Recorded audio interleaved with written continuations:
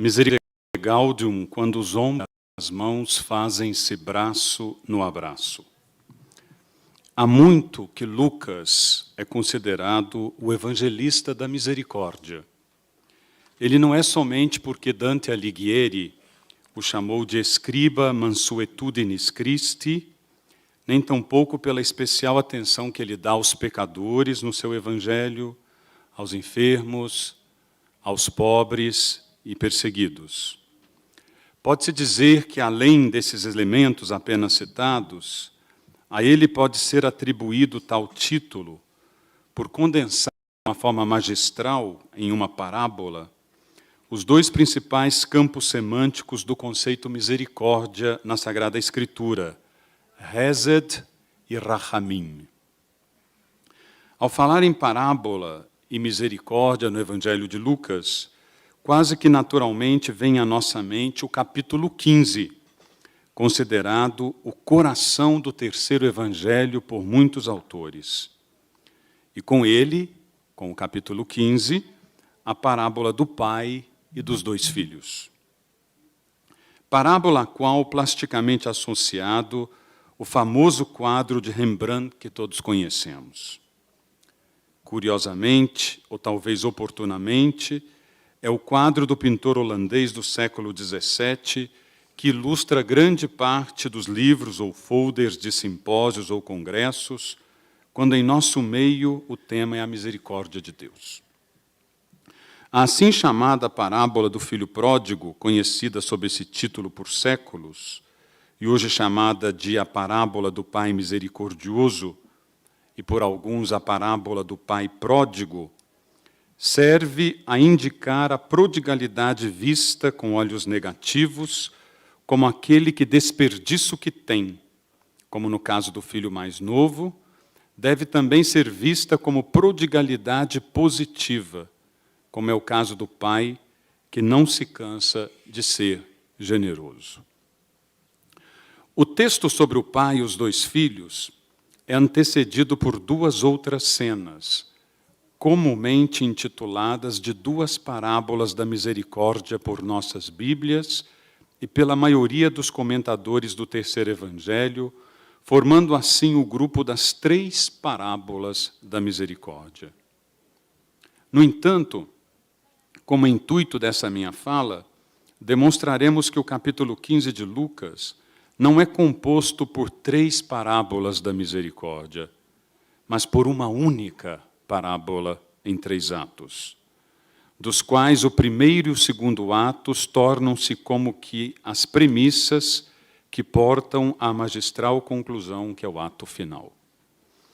Antes de tudo, é preciso partir de uma leitura do texto para ali colhermos, dentro do possível, o seu mundo e a mensagem que ele nos deseja comunicar. Como geralmente ocorre com as grandes parábolas de São Lucas, emolduradas claramente pelos destinatários, são-nos postos sobre o palco cênico, já no início, os interlocutores aos quais se dirigirá Jesus com seu discurso. Assim diz o texto: aproximavam-se dele todos os publicanos e pecadores para o escutarem. Os fariseus e escribas, no entanto, murmuravam. Em um primeiro momento, há um movimento de aproximação de alguns em direção a Jesus. Os publicanos e os pecadores, eles se aproximam de Jesus para o escutarem. Indica a não ausência do logos, a não ausência da fala claramente expressa. Ou seja, quem murmura não fala, não dialoga, não comunica. E quase incontida. Se pensamos ao mundo semântico do murmurar como ausência da verbalização, eles não estavam próximos nem mesmo entre eles, quanto menos de Jesus. A não escuta fica mais clara ainda quando se percebe que a atitude da escuta, que caracteriza os publicanos e pecadores, corresponde, após a murmuração repetitiva, à atitude da fala dos fariseus e escribas. Aqui, não uma fala com, mas uma fala de. e uma fala de em tom depreciativo, ou porque não recriminatório. Este recebe pecadores e come com eles. Ao perceber o cenário que se criou ao redor, diante da fala dos fariseus e escribas, Jesus conta uma parábola. Segundo São Lucas, esta parábola. O pronome demonstrativo feminino singular, esta, não deixa de causar perplexidade ao leitor atento, que em um primeiro momento poderia se contentar com a primeira parábola, a da ovelha perdida. Perdido, mas veremos que não é bem assim, e não as antecede com nenhum indicativo, como, por exemplo, outra parábola ou qualquer outra expressão semelhante. Enquanto que para alguns isso se trataria simplesmente de um estilo literário em que Lucas se preocupa com uma única parábola. Se pensamos a forma clássica da parábola narrativa, podemos então compreender que se trata de um elemento desconhecido, chamado de primeiro elemento da comparação, posto ao lado de um elemento conhecido, chamado de segundo elemento da comparação. Um posto ao lado do outro geram plasticamente um terceiro elemento, o terceiro elemento da comparação. É assim que se forma geralmente uma parábola bíblica. De fato, nisso consistiria a diferença entre uma parábola e uma alegoria. Na alegoria são comparados dois elementos conhecidos, como, por exemplo, a alegoria do bom pastor, que nós chamamos erroneamente de parábola do bom pastor. E, no caso da parábola, nós temos um elemento conhecido posto de um lado, elemento desconhecido. Por exemplo, o reino dos céus é como uma rede lançada no mar. Conhecemos a rede, mas ainda não conhecemos o reino, e por isso a parábola. Se Jesus, no início do capítulo 15, está contando uma parábola, o que ele está pondo ao lado de quê? E para quê? Vamos repercorrer o capítulo 15. No primeiro caso, temos a presença de um homem. Pelo contexto, um pastor. Ele possuía 100 ovelhas, e dessas perde uma e vai à sua procura até encontrá-la. Ao encontrá-la, põe-na sobre os ombros, cheio de alegria, e chegando em casa, convoca os amigos e vizinhos, dizendo-lhes: alegrai-vos comigo, porque encontrei a minha ovelha perdida. Jesus conclui recordando que haverá mais alegria no céu por um pecador que se arrepende do que por 99 justos que não necessitam de arrependimento. Temos aqui, desde o ponto de vista do texto, o imaginário masculino daquele que perde algo, uma ovelha, e ao encontrá-la, festeja com amigos e vizinhos, também homens. A cena é perpassada pelos temas da perda e do reencontro, e pelo tema da alegria, que se faz presente nos versículos 5 e 7. A ovelha é posta sobre os ombros do pastor, que retorna alegre. Ao chegar em casa, convoca os amigos e vizinhos para que se alegrem com ele. E na conclusão, Jesus recorda-se de que haverá alegria no céu por um pecador que se arrepende, mais do que por 99 justos que não necessitam de arrependimento. De posse desses elementos, começamos a percorrer o segundo caso e nos damos conta de que as semelhanças estruturais são muito claras. Aqui não é mais um homem, e sim uma mulher, que possuindo 10 dracmas, perde uma delas e se põe à procura até encontrá-la. Nesse caso, os pormenores que compõem a narração aumentam, enquanto que no primeiro caso, o ato da procura que caracteriza o pastor não possui detalhes, aqui eles são identificados por 3 imagens. A mulher acende uma lamparina, ela varre a casa e ela procura com diligência até encontrar a dracma. O acender a lamparina envolve os olhos, o varrer a casa, as mãos, e o procurar com diligência os pés, mas motivados pelo amor. Lucas usa o termo epimelos, traduzido por diligenter na Nova Vulgata. A opção da Nova Vulgata nos põe no campo semântico do verbo diligere, que, segundo um dicionário famoso em português, chamado Saraiva, trata-se da forma de amar com escolha, por denotar discernimento. Logo, a procura da mulher pela dracma perdida envolve o amor terno, ou, por que não, a ternura, que, segundo a narração lucana, corrobora a busca do olhar e das mãos pelo movimento dos pés que aqui concretamente indicam o movimento de todo o ser, já que o olhar pode se movimentar sem o corpo. Também o podem as mãos. No entanto, aqui se trata do movimento dos pés, base e sustento do corpo, e por isso mesmo, movimento de todo o corpo. Corpo movido pela ternura, que percorre a casa em busca do que se perdeu.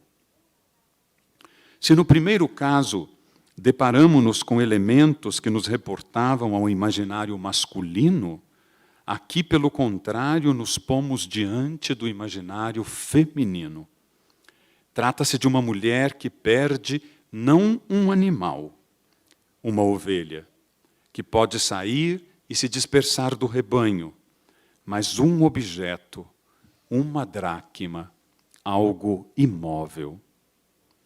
Ao encontrar a dracma, a mulher festeja com as amigas e vizinhas, dizendo-lhes com um refrão quase idêntico àquele do pastor: alegrai-vos comigo, porque encontrei a dracma perdida. Quase idêntico, pois salta aos olhos um pormenor bastante significativo. No caso do pastor, ele diz: encontrei a minha ovelha perdida. No caso da dracma, todavia, está ausente o pronome possessivo. Ela não diz a minha dracma perdida. Também a conclusão de Jesus ao retomar o tema é diferente.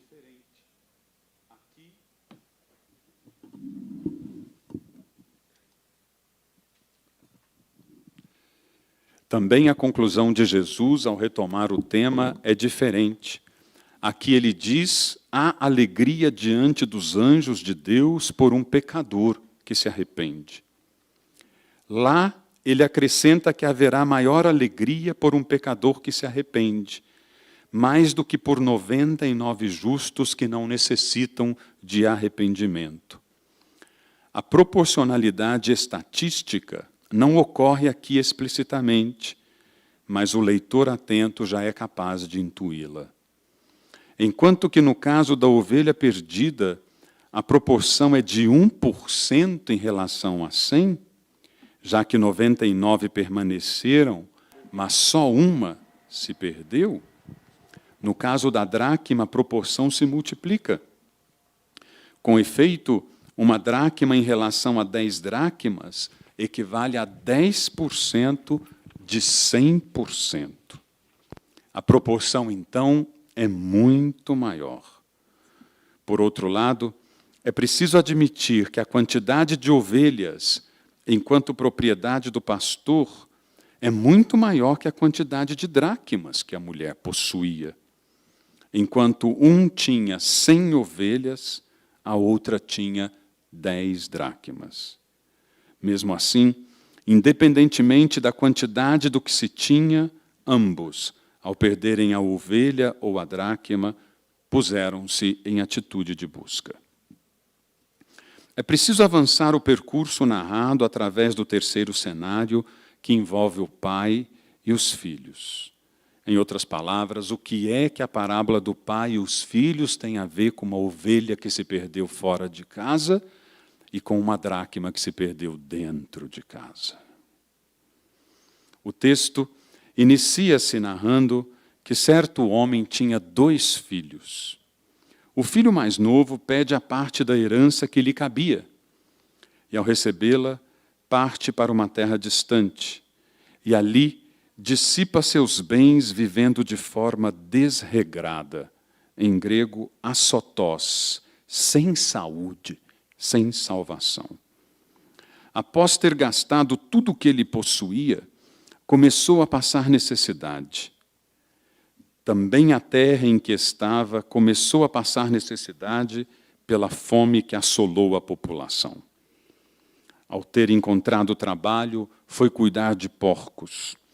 Diante de sua fome, nem mesmo o que os porcos comiam lhe davam. A perspicácia da narrativa de São Lucas cria um momento de tensão na trama. A partir daquele instante, o filho mais novo toma consciência de sua situação ao entrar em si, como diz o texto de Lucas 15, 17. E arrependido de sua escolha, deseja voltar à casa do pai, iniciando um movimento interior que se concretizará no movimento exterior do retorno. Inicia seu retorno e, ao se aproximar da casa paterna, ao longe é visto pelo pai. Nesse momento, a narração de São Lucas muda o foco. O filho, que até então era sujeito dos verbos, dá lugar ao pai. O pai torna-se sujeito de uma sucessão de verbos. O pai vê o filho. O pai move-se de compaixão pelo filho. O pai corre ao encontro do filho. O pai se lança ao pescoço do filho. O pai beija o filho. A visão suscita compaixão. A compaixão apressa o desejo do encontro. E o pai corre ao encontro do filho, encontro que termina no abraço e no beijo. Diante da sucessão de movimentos que envolvem o pai, o filho permanece em silêncio. Silencioso, talvez, porque diante do gesto do pai é visitado pelo mistério do que significa o verdadeiro amor. Silencioso porque no abraço lhe é dado o aconchego do seio do pai, lhe é doada novamente a memória da pertença. Silencioso, quem sabe, por sentir no abraço do pai o calor de suas vísceras de misericórdia, tão bem representadas no relato pelo verbo grego splanchinidzomai. Moveu-se de compaixão, moveu-se em suas entranhas, termo que traduz o campo semântico do coração, do afeto, da ternura, na maioria de nossas Bíblias, por trazer à memória o mundo interior que se move, as entranhas em sua simbologia como arquétipo do calor interior, do aconchego, do regaço. Finalmente, o filho fala, e ao falar, verbaliza o arrependimento que já encontra espaço em seu coração. Pai, pequei contra o céu e diante de ti, e não sou digno de ser chamado teu filho. Por detrás de suas palavras, a beleza da contrição expressa, mas por outro lado, surge um fio de algo mais profundo. O filho mais novo não se considera digno de ser chamado filho. E embora não expresse o que pensou no versículo 19, fica claro para o leitor o contraste entre o fato de ser tratado como filho e o fato de esperar ser tratado como um empregado, como um servo. Ele deseja ser tratado como empregado. O tempo, no entanto, se torna breve e suas palavras não alcançam a possibilidade de expressar este conteúdo. O pai o interrompe e convoca os servos para que preparem ao filho a melhor roupa, lhe recoloquem o anel no dedo, sandálias nos pés, tragam o bezerro cevado e o matem a fim de que se inicie a refeição festiva. O motivo é claramente expresso em grego por uma causa, Este meu filho estava morto e reviveu, estava perdido e foi reencontrado. E todos, pai, filho mais jovem e servos, se alegram conjuntamente. A cena poderia ter terminado aqui, mas a narrativa introduz um outro momento, um inciting moment, um momento de tensão. O filho mais velho, que até então era somente um componente secundário do cenário, passa ao primeiro plano. Ao voltar do campo, se aproxima da casa do pai e, chamando um dos servos, deseja saber o porquê das músicas e danças. Informado de que o irmão mais novo havia retomado e de que o pai matara o bezerro cevado, não só pelo fato de ter retornado, mas por ter sido encontrado com saúde, se indignou. Invadido pela indignação, não quis entrar em casa. O pai então sai ao seu encontro e começa a chamá-lo, como está na maioria de nossas traduções. No entanto, o verbo usado por São Lucas, parakalem, que indica que o pai não somente chama o filho mais velho, mas o exorta, consola continuamente, como expressa o verbo no imperfeito. Parakalei é o verbo que deu o termo paráclito depois no Evangelho de João. O filho se justifica: eu te sirvo há tantos anos, sem nunca transgredir o teu mandamento, e nunca me deste um cabrito para regozijar-me com os meus amigos. Vindo, porém, este teu filho, que desperdiçou os teus bens com meretrizes, mataste-lhe o bezerro cevado. Por detrás das palavras indignadas do filho mais velho, a presença do incômodo com relação ao comportamento do pai para com o filho mais novo, ao qual ele não chama de irmão, mas a ele se refere de uma forma depreciativa: este teu filho, e não este meu irmão. Depreciativo a presença deste este na boca do filho mais velho, como também era depreciativo no início, na boca dos fariseus e escribas, este come com os pecadores. Embora devesse o leitor esperar naturalmente posturas diferentes entre os irmãos, existe uma coisa que aproxima o irmão mais novo do irmão mais velho. Ambos apresentam um distanciamento da identidade filial. O irmão mais novo não quer ser chamado de filho quando ele diz: trata-me como um empregado. Mas o irmão mais velho também diz a mesma coisa quando ele afirma que jamais transgrediu um mandamento do pai. Ele olha ao contrário com a tristeza de quem cumpriu perfeitamente o preceito. Não olha com a liberdade do filho, e sim com a obrigatoriedade que caracteriza a postura de quem serve, mas não é capaz de ressignificar o serviço para além do seu solo normativo. Será que é possível esperar alguma coisa diferente deste solo? Diante dessa postura, o pai se demonstra ternamente próximo também do filho mais velho, que neste momento, de alguma forma, o reprova por não agir como ele esperava. Sentiu-se desconsiderado perante o irmão mais novo e, indignado, ele não aceita o comportamento do pai. Mesmo assim, o pai se aproxima dele com a ternura, não mais expressa pelo verbo splanchinidzomai, que move as vísceras, mas pelo substantivo filho, na forma grega teknon, que demonstra uma forma familiar, afeiçoada de um pai se referir a um filho.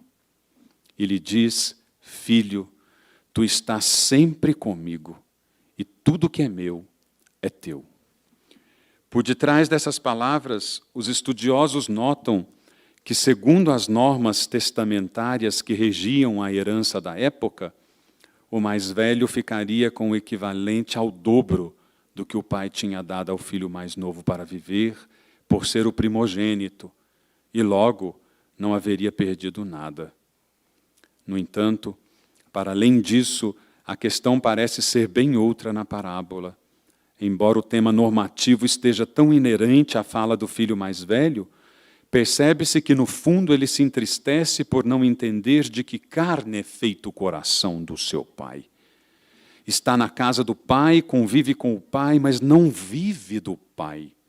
Não comunga do alcance de seu horizonte. Diante de tal constatação, o pai não poderia exigir dele uma resposta diferente. Era o que o seu filho dava conta de alcançar com a visão e com o coração. Era o seu limite. Mesmo assim, o pai tenta recolocar o filho mais velho no lugar que lhe pertence, usando também ele do mesmo pronome posto na boca do próprio filho mais velho um pouco antes, mas agora com uma nova e autêntica conotação. Este teu irmão estava morto e reviveu, estava perdido e foi encontrado. É como se o pai lhe dissesse, em outras palavras, ele não é somente meu filho, ele é também teu irmão. Chegando ao fim deste percurso de ato de leitura, nota-se que as peças dos 3 passos que constituem a parábola da misericórdia se interligam na pena do evangelista, na mão do evangelista. Em todas as cenas está presente o elemento perdido que é buscado e que, ao ser encontrado, gera uma alegria tão grande que precisa ser partilhada. No caso da ovelha, partilham da alegria do pastor os amigos e os vizinhos. No caso da dracma, partilham da alegria da mulher as amigas e as vizinhas. No caso do filho mais novo, partilham da alegria do pai seus servos. Se sustentamos como hipótese o fato de que se trata de uma parábola em 3 atos, então é preciso acolher que, assim como há uma ovelha que se perde fora e longe de casa, há uma dracma que é perdida perto e dentro de casa. Assim, a ovelha estaria em paralelo com o filho mais novo que se perdeu fora de casa, e a dracma em paralelo com o filho mais velho que, de alguma forma, também não se encontra, mesmo dentro da casa do pai. Esta imagem se corrobora quando, com não poucos autores, nos damos conta de que todas as parábolas narrativas de São Lucas são endereçadas a interlocutores específicos claramente indicados nos vários contextos. Dessa forma, o elemento comparativo já havia sido expresso antes mesmo de iniciar a narração da parábola. De um lado, publicanos e pecadores. De outro, fariseus e escribas. De um lado, a ovelha que se perde fora e longe de casa. De outro, a dracma que se perde dentro de casa. De um lado, o filho mais novo que espera se encontrar fora de casa, longe do pai. De outro, o filho mais velho que ainda não se encontrou em sua autêntica identidade dentro de casa e que supostamente vive perto do pai. Não se encontram ainda os irmãos em sua identidade, pois o mais novo quer ser tratado como empregado, como diarista, e o mais velho sempre se sentiu servo. Por detrás do rosto deles, do mais novo e do mais velho, a efígie fragmentada da filiação, tanto de um quanto de outro, cuja identidade torna-se obscura por não reconhecerem a origem do seu rosto, que é o rosto do Pai. Vamos para uma síntese do conceito bíblico de misericórdia junto com este contexto que acabamos de indicar. O Antigo Testamento possui vários termos para se referir à misericórdia, mas 2 particularmente expressam-na comumente em grande parte dos textos. Estes conceitos são Hesed e Rachamim. Fidelidade, Hesed, e Rachamim, compaixão. Vejamos o que nos diz São João Paulo II na Divisa in Misericórdia, de uma forma sintética e clara a respeito disso. Vou citar agora a palavra do Papa.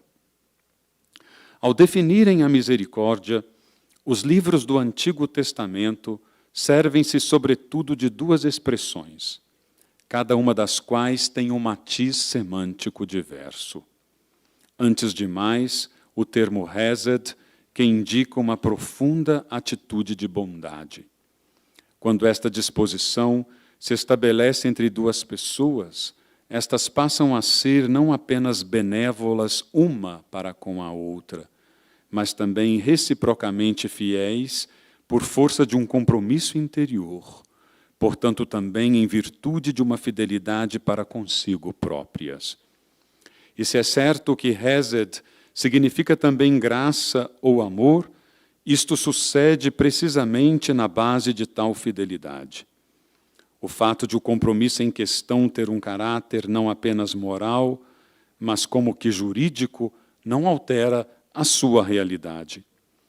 Quando no Antigo Testamento o vocábulo hesed é referido ao Senhor, isso acontece sempre em relação com a aliança que Deus fez com Israel. Esta aliança foi da parte de Deus, um dom e uma graça para Israel. Contudo, uma vez que Deus, em coerência com a aliança estabelecida, se tinha comprometido a respeitá-la, hesed adquiria, em certo sentido, um conteúdo legal. O compromisso jurídico da parte de Deus deixava de obrigar quando Israel infringia a aliança e não respeitava as condições da mesma. E era precisamente então que hesed, deixando de ser uma obrigação jurídica, revelava o seu aspecto mais profundo. Tornava-se manifesto aquilo que fora ao princípio, ou seja, amor que doa, amor mais potente do que a traição, graça mais forte do que o pecado. Esta fidelidade para a filha do meu povo infiel, em última análise, é da parte de Deus fidelidade a si próprio. Isso aparece evidente, sobretudo, pela frequência com que é usado o binômio hesed ve'emet, graça e fidelidade. E o Papa cita Ezequiel: eu faço isto não por causa de vós, ó casa de Israel, mas pela honra do meu santo nome. Assim também Israel, embora sob o peso das culpas por ter quebrado a aliança, não pode ter pretensões em relação ao hesed de Deus, com base numa suposta justiça legal. No entanto, pode e deve continuar a esperar e a ter confiança em obtê-lo, já que o Deus da aliança é realmente responsável por seu amor. Fruto deste amor é o perdão e a reconstituição na graça, o restabelecimento da aliança interior. Termino a citação do Papa. A nota refere-se primeiramente ao conceito hesed, que em seu matiz semântico exprime um compromisso relacional, no qual as partes não são simplesmente benévolas uma com a outra, mas fiéis uma à outra, em virtude, sobretudo, de uma fidelidade para consigo próprias. Vou sair do texto, peço desculpa aos tradutores. Em síntese, o conceito hesed, na Sagrada Escritura, é um conceito profundamente generoso, ou seja, quando eu estou revestido desta característica de misericórdia, hesed, eu sou misericordioso com o outro, mesmo quando ele é meu inimigo, mesmo quando ele quer o meu mal, mesmo quando ele me persegue. É por isso que em Mateus, quando Jesus diz, amai os vossos inimigos, só pode ser entendido este amor aos inimigos nessa categoria, porque não é um amor de reciprocidade, é um amor de doação integral, mesmo a quem não me quer bem. A compreensão de hesed em um sujeito como fidelidade a si mesmo qualifica seu caráter identitário, quando em relação a Deus se vê que mesmo diante da infidelidade de Israel, e particularmente em tal situação, Hesed se manifestava como amor que se doa, não simplesmente por causa de Israel, mas por fidelidade de Deus a si próprio. Vou sair de novo do meu texto para poder esclarecer. O Hesed, então, é um amor que eu ofereço ao outro, não porque o outro merece, não é por fidelidade ao outro, é por fidelidade à minha consciência. É quando eu entendo que eu preciso amar o outro porque o amor faz parte da minha identidade. O outro talvez não mereça, o outro talvez não queira, o outro talvez não aceite, o outro talvez não compreenda, mas eu amo a si mesmo por fidelidade a mim. Esse é o conceito de fidelidade a si próprio do Hesed. Entende-se assim que Hesed indica um olhar consciente, voluntário, não movido por uma emoção. Nesse caso, o sujeito usa de misericórdia em relação ao outro, não simplesmente porque o outro merece a misericórdia, mas porque é parte do sujeito que vive a dimensão do Hesed ser fiel a si mesmo, por consciência a qual ele não pode ser infiel, porque faz parte da sua identidade ser misericordioso. Neste sentido, Deus é Hesed por excelência, pois mesmo quando nós lhe somos infiéis, ele permanece fiel. Por isso, Deus é Hesed pleno. E Cristo também o é, como nos conta São Paulo na segunda carta a Timóteo, quando nos diz, se lhe somos infiéis, ele permanece fiel, pois não pode negar-se a si próprio. Muito profundo isso, é o conceito mais profundo de misericórdia na Bíblia, porque eu não posso deixar de ser misericordioso, porque deixar de ser misericordioso é trair a minha identidade. O segundo vocábulo, que na terminologia do Antigo Testamento serve para definir a misericórdia, é rahamim. O matiz do seu significado é um pouco diverso do significado de Hesed.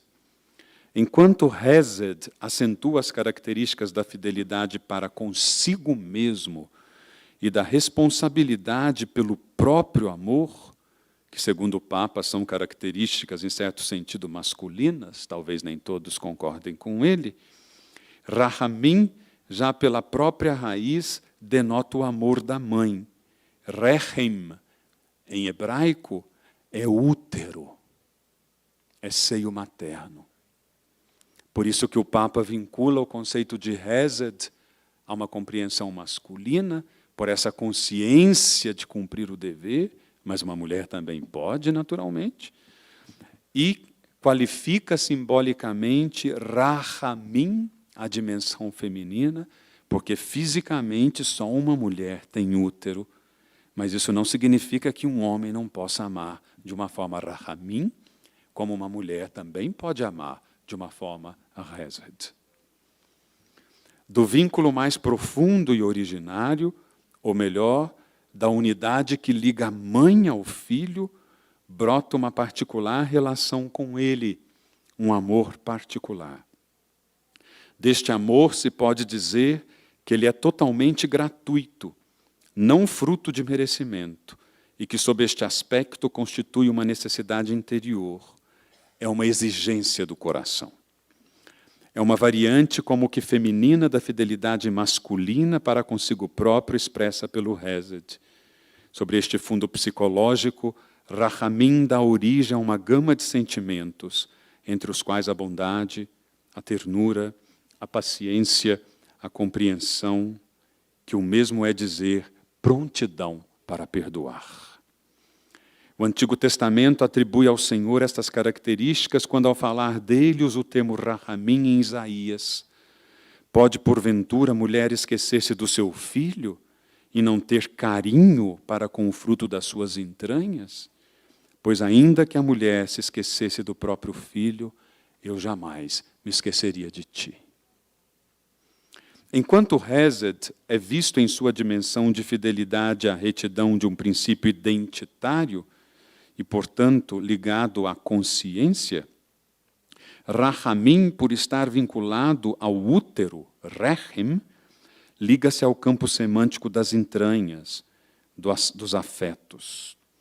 Por sua própria força indicativa, o útero é materialização da ternura, da acolhida, do afeto generoso. Pois o útero acolhe o feto e a ele permanece unido, pele com pele, quase como que o abraçando durante todo o período da gestação, num movimento de adaptação crescente e constante àquele ser em desenvolvimento. Não é o bebê que se adapta ao útero, é o útero que se adapta ao bebê. Ainda que todos nós encontremos em nossas Bíblias este capítulo lucano como o capítulo da misericórdia por excelência, ali não aparece o termo grego mais caro à Septuaginta, que traduz Hesed, que é o Eleos, que deu depois eleison, como nós cantamos na liturgia, Kyrie eleison. No entanto, ali encontra-se presente a compreensão semântica do conceito, quando nós nos deparamos com a imagem do pastor, que por consciência e dever de cuidado para com o rebanho, deixa as 99 ovelhas e sai à procura daquela que se perdeu. Se isso é verdade para o Hesed, ainda o é mais para o Rahamim, pois o verbo splanchinidzomai, em grego, expressa aquilo que o Rahamim expressa em hebraico, o movimento das entranhas, das vísceras. Neste sentido, Hesed e Rahamim representam aqui as imagens por excelência da imagem bíblica da misericórdia, sintetizadas por São Lucas aqui neste capítulo 15, nas imagens do pastor, Hesed, nas imagens da mulher, Rahamim, mas também, sobretudo, na imagem do pai, que condensa em si o Hesed e o Rahamim. O pai age com vísceras de misericórdia, com a consciência de um pai que é fiel ao filho por fidelidade ao amor que nutre para com ele, Hesed, revestido das entranhas afetuosas da mãe que acolhe em seu colo, dá carinho, põe sandália nova aos pés, reveste-o de nova roupa e restitui-lhe o anel. Talvez por isso mesmo, consciente ou não, mas certamente inspirado, Rembrandt, ao pintar seu famoso quadro do retorno do filho mais novo, tenha nas mãos do pai, depositada sobre as costas do filho, como indicam com razão os críticos da arte, uma das mãos com características masculinas, Hesed, outra com características femininas, Rahamim, indicando plasticamente o Hesed Rahamim de Deus, figurativamente representados no pai, que ama os dois filhos com a consciência paterna e a ternura materna. Enzo Bianchi, em um artigo de outubro do ano em que este texto foi publicado, que foi... eu até me esqueci agora a data, mas depois nós podemos ver aqui... Eu acho que foi em 2017 que Enzo Bianchi publicou. Perdão, 2016. Ele diz o seguinte, que desde a homilia de início do seu pontificado, o Papa Francisco tem permeado seus discursos com o tema da ternura, demonstrando que a ternura não é somente um aspecto da misericórdia, mas é a misericórdia tangível, palpável, não somente em seu aspecto de Hesed, mas também de Rahamim. Já que eu falei de alegria nas parábolas, Vou falar agora da alegria para vocês que vai tomar o seu coração, porque eu já vou concluir. É sempre bom começar, mas é bom terminar, né? Vamos então para a conclusão desse percurso um pouco muito analítico, mas é para poder fundamentar a compreensão. Ao final deste percurso, nos demos conta de 3 cenários formando um tríptico. O primeiro cenário do pastor e as ovelhas. O segundo, da mulher e as dracmas. E o terceiro, do pai e os 2 filhos. Construção tríptica que se interliga pelas imagens do pastor e da mulher, sintetizados na figura do pai, que vai ao encontro daquele que se perdeu fora, como a ovelha, e que vai ao encontro daquele que se perdeu dentro, como a dracma. Ele vai tanto ao encontro do que se perdeu fora, o filho mais novo, como ele vai suplicar ao filho mais velho para entrar em casa. Então ele vai também ao encontro do que se perdeu dentro, o filho mais velho.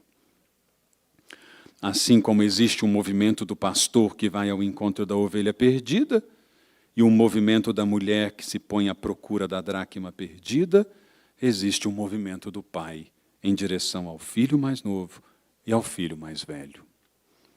O capítulo possui também um díptico que se repete nos 3 cenários. De um lado, a presença do que se perde, e de outro, a presença de quem procura. Tem uma ovelha que se perde, tem uma dracma que se perde, tem 2 filhos que se perdem. No primeiro cenário, a ovelha que se perde. A ovelha recorda a imagem da escuta, conforme podemos vislumbrar, por exemplo, em São João capítulo 10. Minhas ovelhas escutam a minha voz. Segundo alguns autores, a ovelha enxerga muito mal, mas tem um ouvido muito sensível. Dentro do estilo narrativo lucano, que endereça suas parábolas a interlocutores especificados no texto, o leitor se recorda dos publicanos e pecadores que se aproximam para escutar Jesus. É maravilhoso perceber que os publicanos e pecadores que se aproximam para escutar Jesus são aqueles que estão fora. E são aqueles que, como a ovelha, se perdem fora. Por outro lado, a imagem da dracma que se perde dentro de casa nos interliga aos fariseus e escribas. Eles acham que estão dentro, mas eles murmuram, não falam. Como o filho mais velho, reclamam.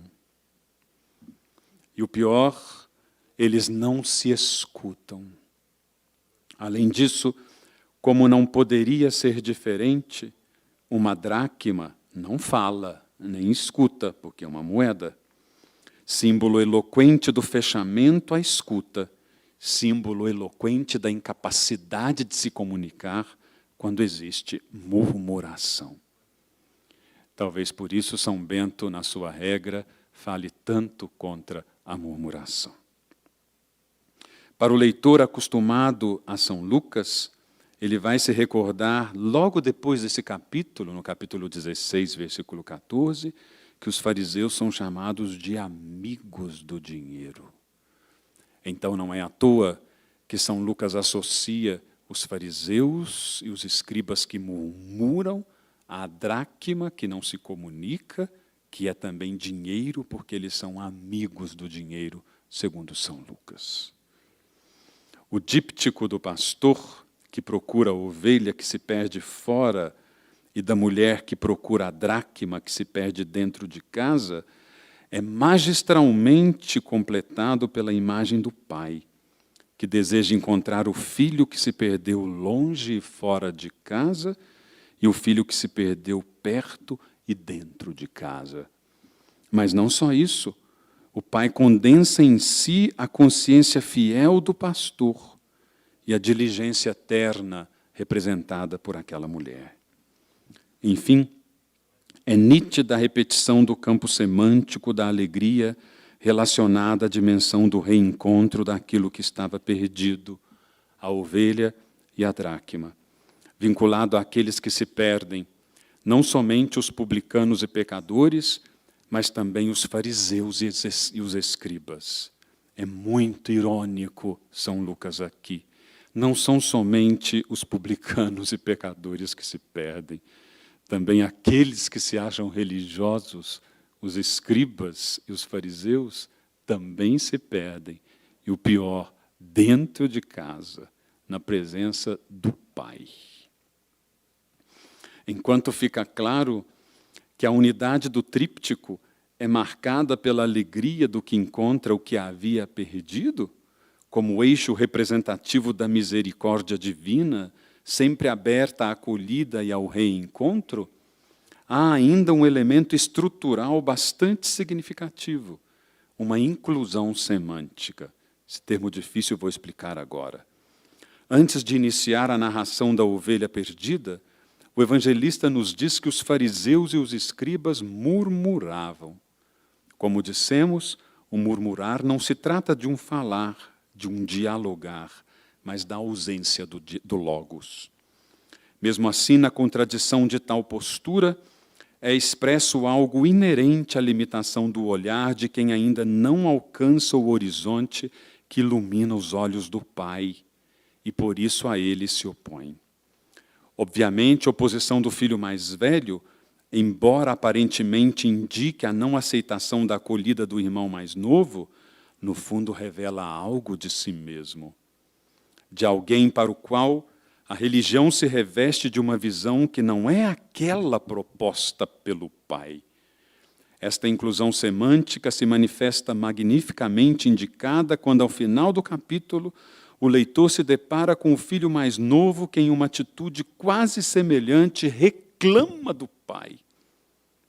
E, por isso, é como se o filho mais velho estivesse murmurando contra o pai. É verdade que ele dialoga com o pai, mas trata-se de um diálogo ressentido, quase murmurante, de um filho que não é capaz de alcançar o horizonte de seu pai. Costumo dizer que pessoas ressentidas são pessoas que não deram conta de gerenciar os próprios sentimentos e bebem veneno, querendo que o veneno faça mal para os outros, e se esquecem de que faz mal é para elas mesmas. Mesmo diante das recriminações do filho mais velho, o pai ama também o filho mais velho. E o capítulo termina com a fala do pai, mas não narra qual foi a reação do filho mais velho. O texto de Lucas possui ainda outro fio que o interliga.